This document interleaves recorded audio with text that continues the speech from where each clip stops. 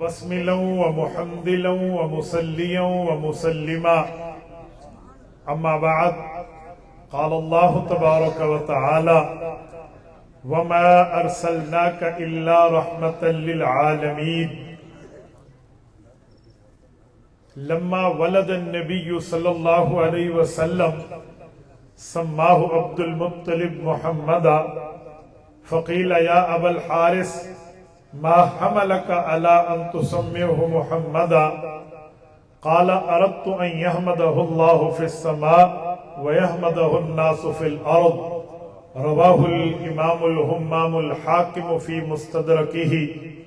اللهم صل على محمد وعلى آل محمد كما صليت على إبراهيم وعلى آل إبراهيم إنك حميد مجيد.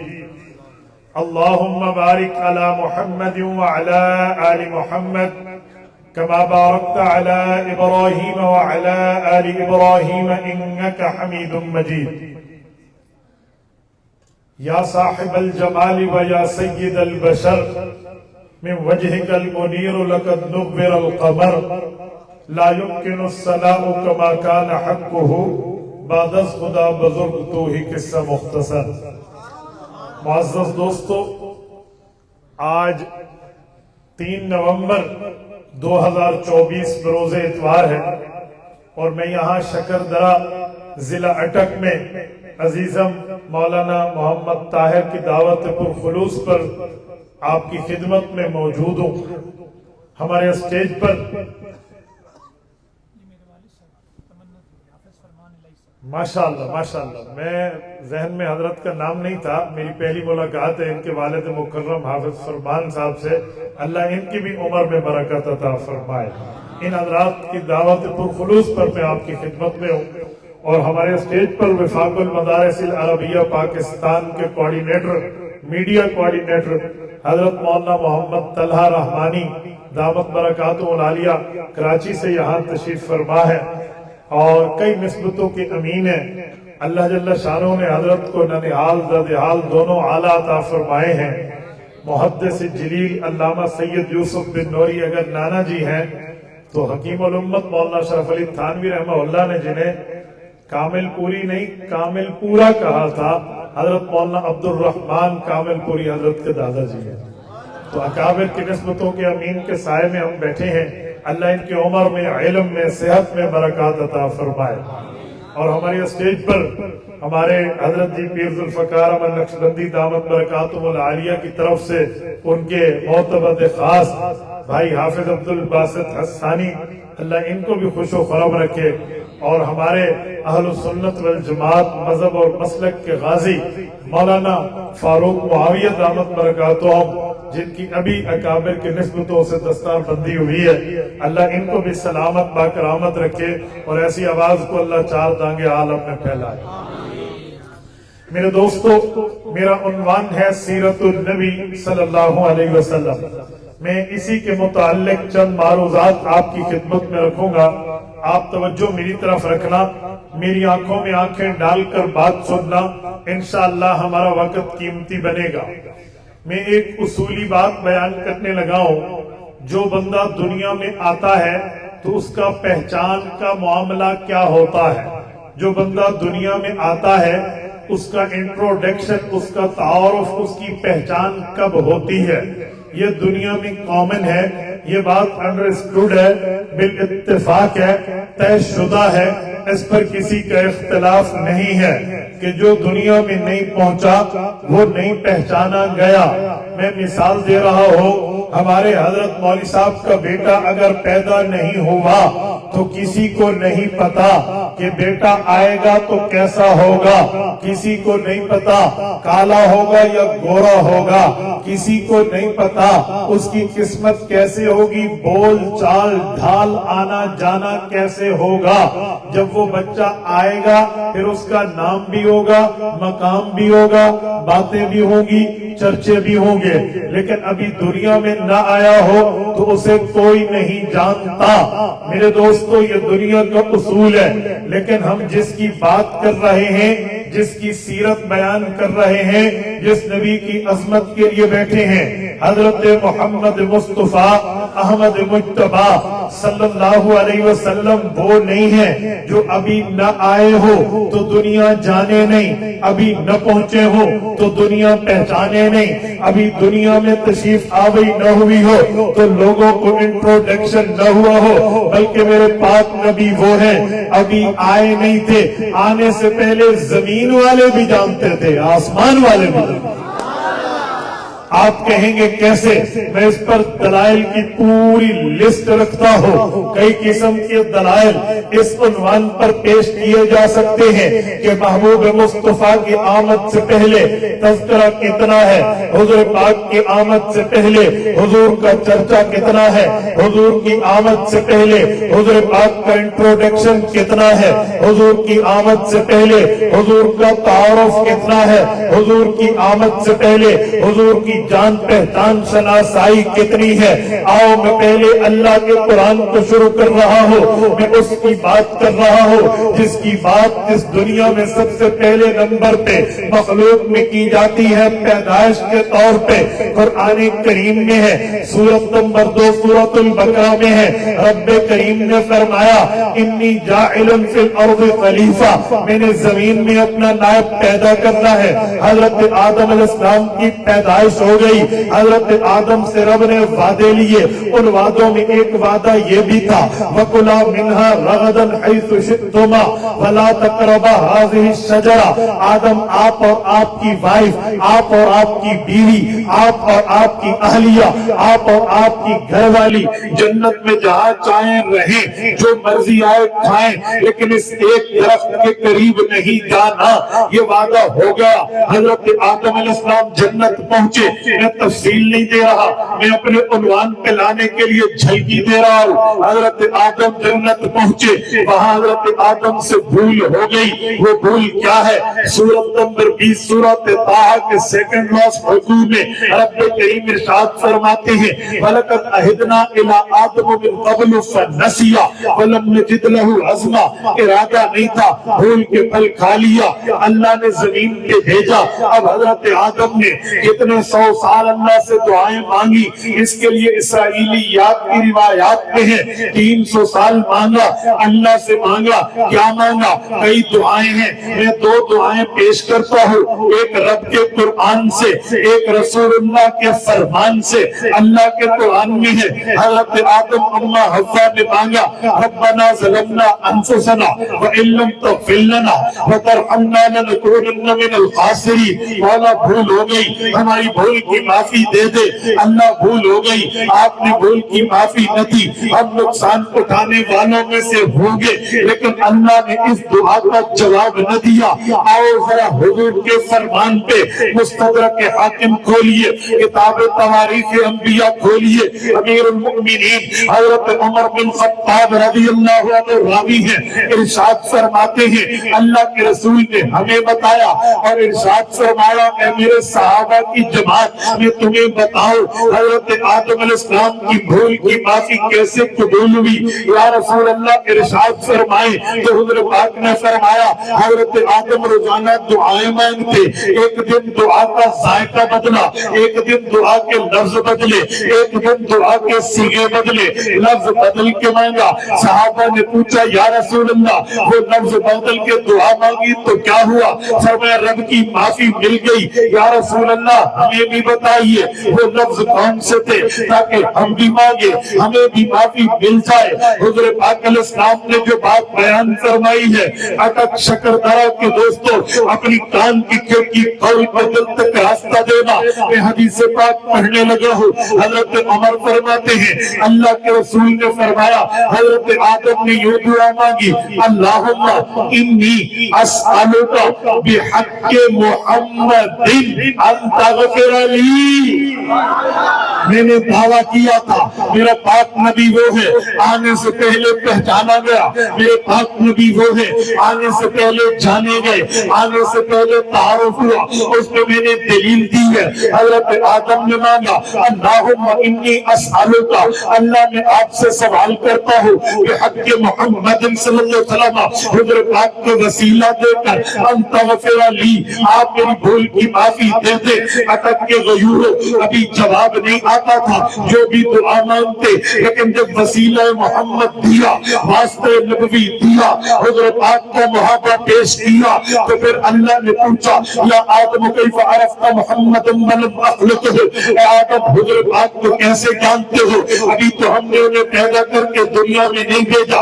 حضرت آدم کو جواب آیا، امید مزید مضبوط ہوئی، عرض کرنے لگے لما خلقتنی بیدک، اللہ جب آپ نے مجھے پیدا فرمایا، ونفخت فی من روحی، روح میرے اندر داخل فرمائی، فرفعت راسی، میں نے سر اٹھایا، فرأیت علی قوائم العرش مکتوبہ، میں نے آپ کے عرش پہ لکھا ہوا پڑھ لیا، وہ کیا تھا؟ فرمایا لا الہ الا اللہ محمد رسول اللہ، فظننت انہ احب الخلق الیک، مولا میں اس بات میں درجہ یقین پہ پہنچ گیا کہ جس کا نام آپ کے نام کے ساتھ لگا ہے، یہ آپ کی آن نہیں اہم مخلوق ہے، آپ کی آن نہیں پیاری مخلوق ہے، آپ کی آن نہیں پسندیدہ مخلوق ہے۔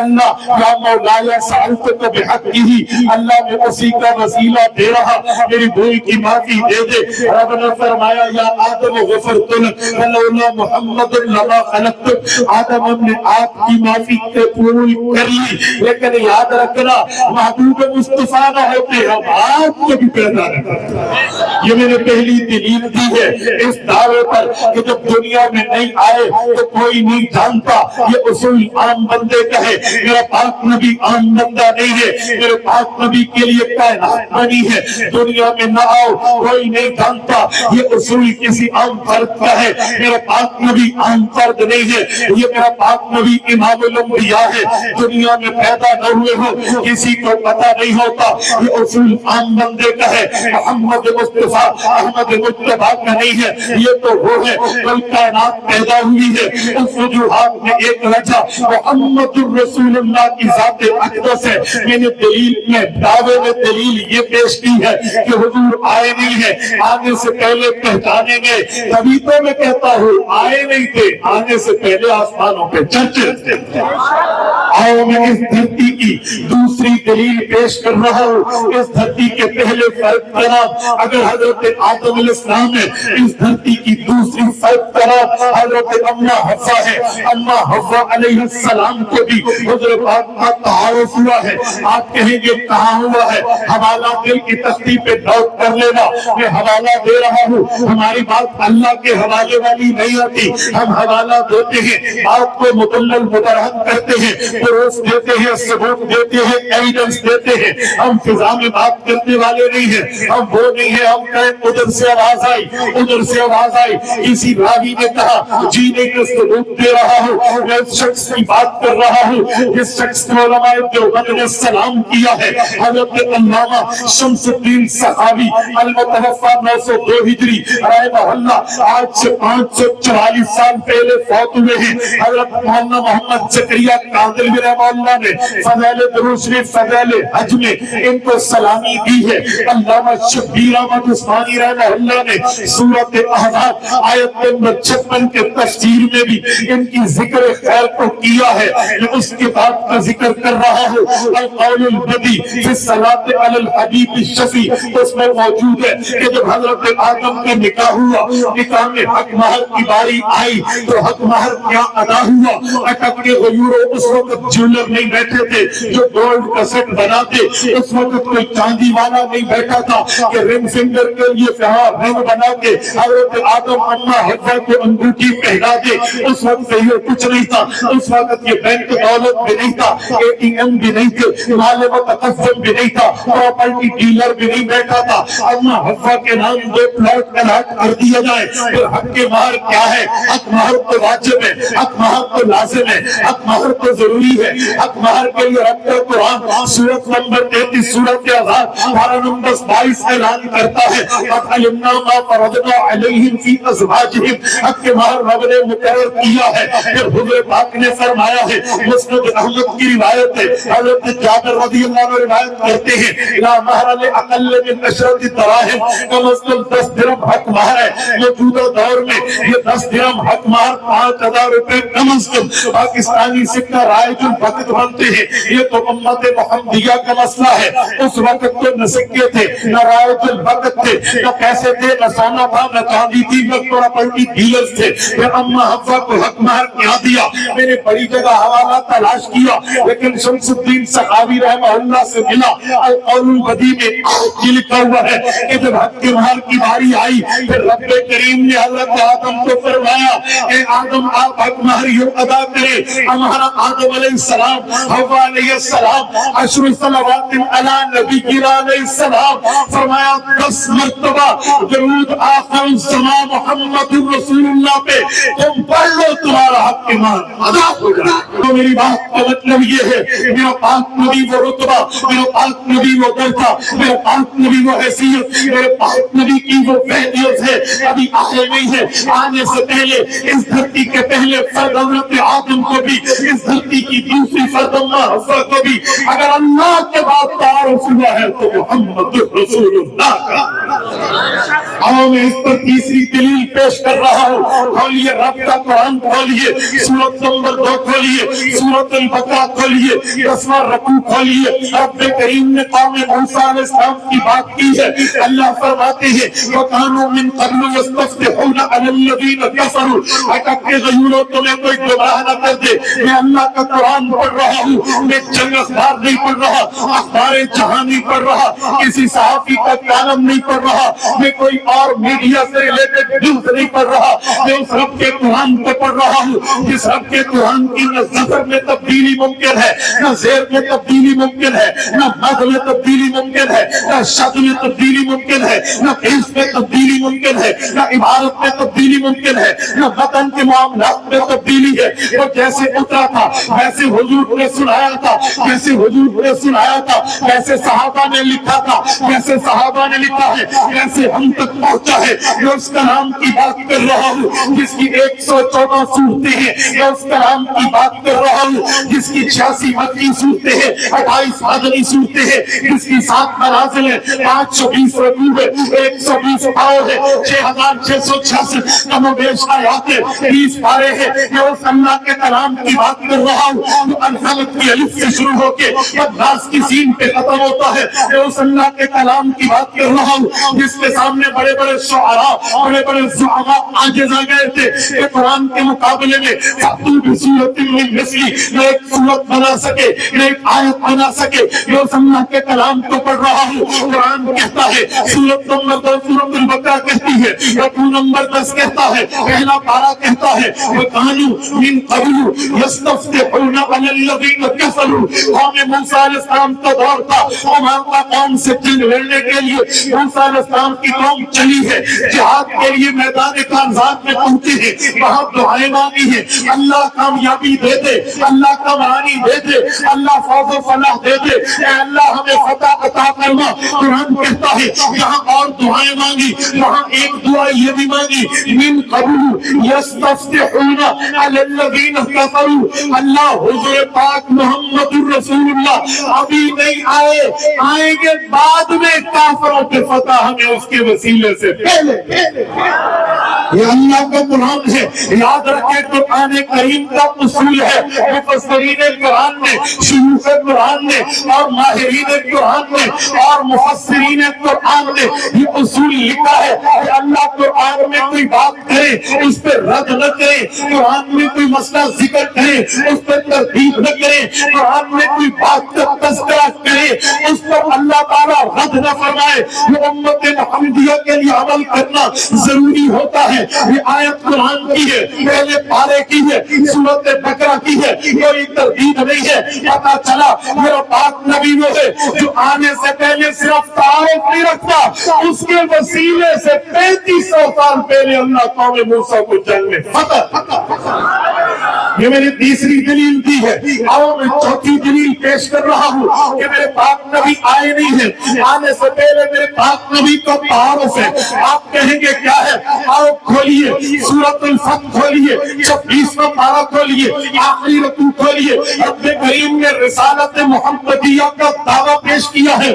میں حضرت شاہ ولی اللہ محدث دہلوی رحمہ اللہ کے طرز الفاظ الکبیر پہ ترجمہ کرنے لگا ہوں. توجہ کرنا. فرمایا قرآن نے اعلان کیا محمد رسول اللہ الذین معہ اشداء علی الکفار رحماء بینہم تراہم رکعا سجدا یبتغون فضلا من اللہ ورضوانا سیماہم فی وجوہہم من اثر السجود ذالک مثلہم فی التوراۃ ومثلہم فی الانجیل. اللہ کا قرآن کہتا ہے محمد رسول اللہ صرف اکیلے نہیں, ود فالور الذین معہ جو ان کے ساتھی ہیں وہ کون ہے؟ فرمایا شداء علی الکفار کافر کے لیے تلوار کی مانند ہے, رحماء بینہم آپس کے لیے پھول کی مانند ہے, تراہم رکعا سجدا محبوب مصطفیٰ انہیں عبادت کرتے ہوئے عبادت گزار پائیں گے, کبھی رکوع میں کبھی سجدے میں. کیوں کرتے ہیں رکوع, کیوں کرتے ہیں سجدہ؟ کوئی لالچ ہے؟ فرمایا جی نہیں. یبتغون فضلا من اللہ ورضوانا,